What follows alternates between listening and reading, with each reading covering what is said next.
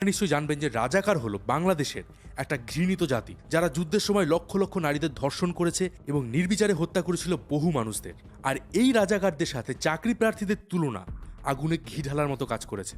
বলা হয় যদি তুমি একটা দেশকে ধ্বংস করতে চাও তাহলে সেই দেশের যুব সমাজকে পঙ্গু করে দাও, তাদের শিক্ষা কেড়ে নাও, তাদের আশাগুলোকেও মেরে দাও। আর এই মুহূর্তে সারা বাংলাদেশ জুড়ে এটাই হচ্ছে। আন্দোলনকারীদের আন্দোলন করার অধিকারও কেড়ে নেওয়া হচ্ছে। আর এতে যুক্ত হয়েছে ছাত্রলীগ এবং পুলিশ।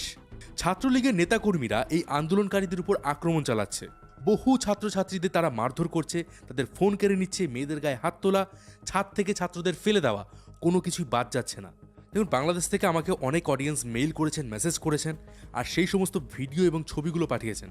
আর সত্যি বলতে সেগুলো এমন এমন সব দৃশ্য যেগুলো আমি আপনাদেরকে ইউটিউবে দেখাতে পারবো না। অন্যদিকে পুলিশও কিন্তু এই আন্দোলনকারীদের উপর রাবার বুলেট থেকে শুরু করে tear gas, sound grenade fire করছে। দেখে যেন মনে হয়